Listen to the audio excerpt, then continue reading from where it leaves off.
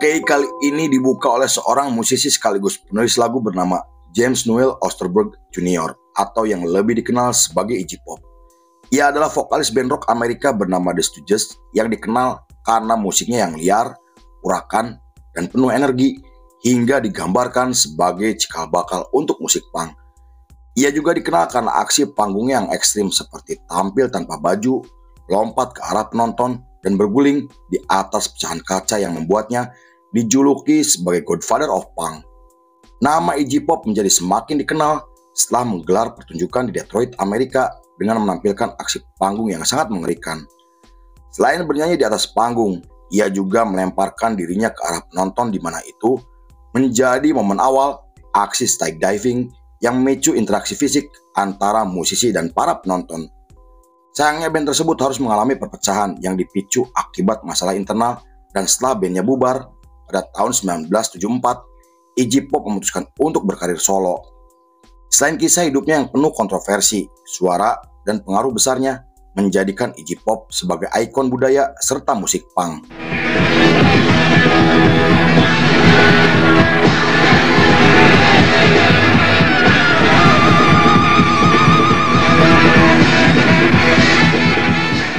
Di periode tersebut, musik punk mulai populer di kalangan anak muda Inggris setelah munculnya band seperti Crash, The Clash, dan Sex Pistols. Pertunjukan mereka yang liar membuat para penonton tidak bisa diam di mana mereka ikut berteriak, lompat, dan saling dorong yang kemudian melahirkan tarian khas yang dikenal sebagai Pogo.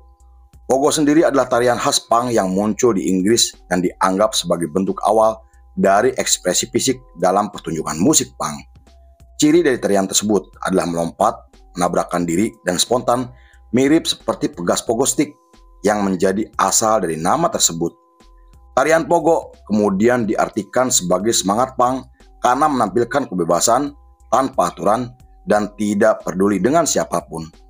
Meski terlihat kasar, namun sebagian orang menganggap jika tarian tersebut sebagai bentuk pelepasan energi kolektif yang sangat intens. Pada tahun 80-an, perubahan besar terjadi di Amerika setelah munculnya gerakan hardcore punk yang terus menyebar ke beberapa negara seperti New York, Washington, dan California.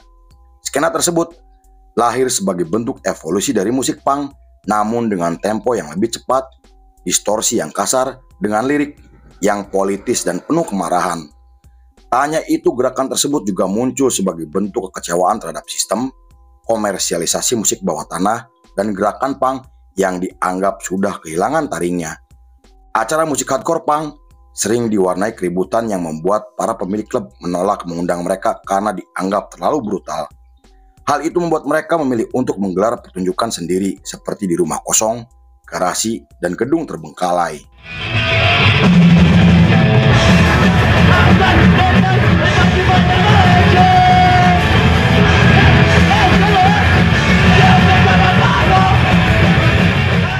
Gerakan tersebut kemudian semakin populer dan terus menyebar ke seluruh Amerika setelah munculnya band seperti Minor Threat, Black Flag, Bad Brains, dan Dead Kennedys.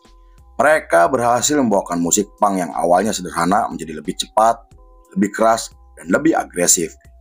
Tak hanya itu, band-band tersebut juga selalu melakukan aksi panggung yang mengesankan di mana mereka meminta para penonton untuk membentuk lingkaran atau circle pit dan mulai melakukan slam dance yang lebih terstruktur. Aksi tersebut kemudian melahirkan istilah baru bernama mosh pit, sebuah istilah untuk menggambarkan para penonton yang saling bertabrakan, penuh energi dan kekerasan sebagai bentuk ekspresi. Meski terlihat kacau dan sangat brutal, namun mosh pit memiliki etika yang tidak tertulis dan menjadi bagian penting dalam pertunjukan musik hardcore punk. Nama mosh sendiri berasal dari kata mas yang selalu diucapkan oleh para penonton berdarah Latin dan Jamaika. Tapi menurut media, istilah mosh muncul untuk pertama kalinya di lagu Bad Brains, band hardcore punk kulit hitam pertama di dunia yang juga memiliki pengaruh besar untuk komunitas reggae di Amerika. Terlepas dari perdebatan terkait istilah mosh pit, namun istilah dan aksi tersebut kemudian menyebar dan sangat identik dengan skena musik bawah tanah.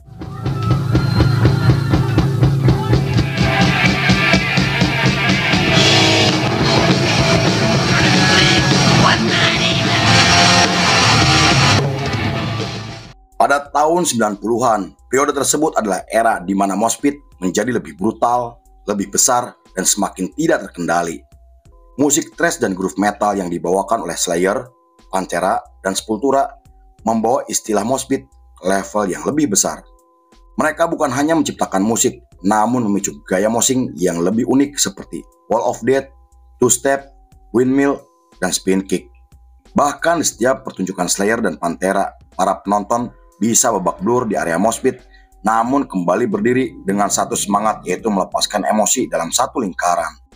Era tersebut digambarkan sebagai titik puncak di mana aksi mosh pit bukan sekedar saling dorong, namun menjadi area pertempuran emosional dan ladang pelepasan energi kolektif yang tak terkendali. Musik juga bukan hanya sekedar didengar, tapi dirasakan melalui tubuh yang terhempas, lutut yang berdarah, dan menyatu dalam satu irama.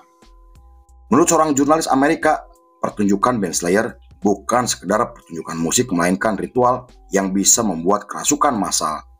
Di area mosh pit, para penonton menyerbu seperti tentara di garis depan dengan putaran cepat yang kini kita kenal sebagai circle pit. Kemudian ketika ketegangan mulai mencapai puncaknya, para penonton membelah diri menjadi dua bagian dan siap untuk bertabrakan atau yang kita kenal sebagai wall of death. Tak hanya itu, penonton dan penggemar Pantera selalu melakukan tarian liar yang penuh kekerasan dengan menggabungkan spin kick dan windmill yang legendaris.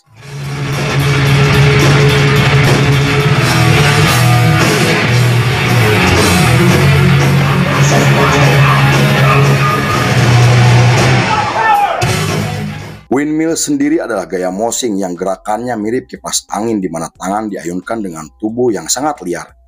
Gaya tersebut dilakukan dengan penuh tenaga, seperti gerakan bela diri dan bisa membuat siapapun terkena pukulan. Namun gerakan tersebut menuai kontroversi karena dianggap berbahaya dan terlalu beresiko.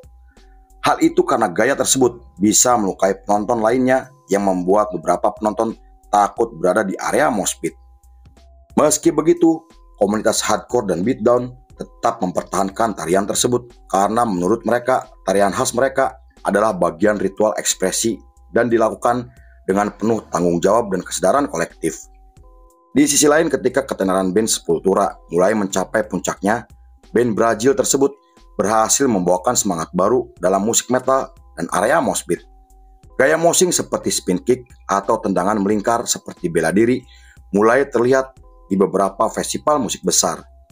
Meski terlihat seperti perkelahian jalanan, namun gerakan tersebut memiliki kode etik tidak tertulis di mana mereka tidak akan marah atau dendam jika terkena pukulan. Karena hal itu, komunitas bawah tanah dikenal sangat solid di area mosh pit karena mereka tetap berdiri dalam satu semangat untuk melepaskan emosi, kemarahan, juga beban hidup. Lalu pada pertengahan tahun 90-an, mosh pit telah menjadi identitas di skena musik bawah tanah yang kemudian menyebar ke seluruh dunia. Dalam beberapa acara komunitas, subkultur punk dan metal mulai meniru gaya tersebut sebagai bentuk perlawanan terhadap tatanan sosial yang semakin menekan. Aksi tersebut bukan sekedar adu fisik, melainkan bahasa tubuh kolektif yang membuat mereka menjadi semakin solid.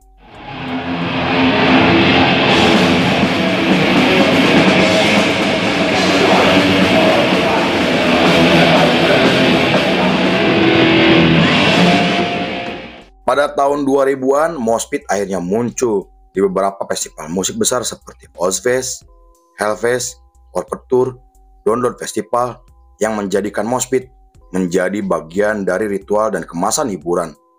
Namun di beberapa festival muncul standar keamanan baru demi keselamatan para penonton seperti membuat barikade untuk mencegah penonton melakukan aksi mosh pit yang dianggap berbahaya. Meski begitu, beberapa orang nekat melakukan hal tersebut yang membuat mereka harus ditangkap karena dianggap menciptakan keributan. Di sisi lain, kemunculan band metalcore dan deathcore seperti Hatebreed dan Suicide Challenge berhasil menciptakan gaya baru yang lebih terstruktur namun tetap liar dan brutal. Subgenre tersebut juga melahirkan komunitas, yaitu hardcore crew, dance crew, dan mosh crew. Mereka dikenal karena selalu menampilkan tarian seperti latihan bela diri di tengah pertunjukan. Walaupun bisa membuat penonton mengalami luka-luka, babak belur, hingga gigi copot, namun mereka tetap melakukan tarian tersebut sebagai cara untuk mengekspresikan diri sendiri.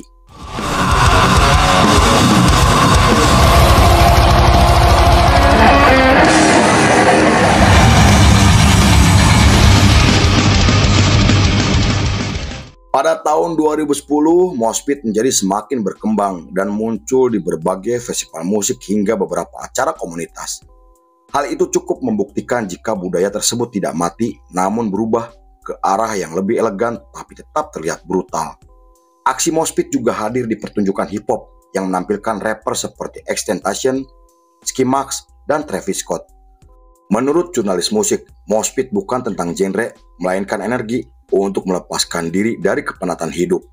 Di Indonesia sendiri, Moshpit bukan sekedar gaya, melainkan bentuk solidaritas, kebersamaan, dan menjadi diri sendiri tanpa ada yang menghakimi karena mereka saling merangkul bukan saling menjatuhkan. Moshpit juga bukan tentang kekacauan karena ia merupakan bagian dari sejarah gerakan, budaya jalanan, dan ritual kolektif yang sudah berumur 50 tahun. Sampai saat ini Moshpit seperti tempat suci, tempat semua orang berdansa dalam amarah, bersatu dalam tabrakan, dan keluar dengan hati kebahagiaan. Karena kadang, satu dorongan, satu lompatan, dan satu tubrukan bisa menjadi obat paling jujur untuk manusia yang ngerasa lalu film pun selesai.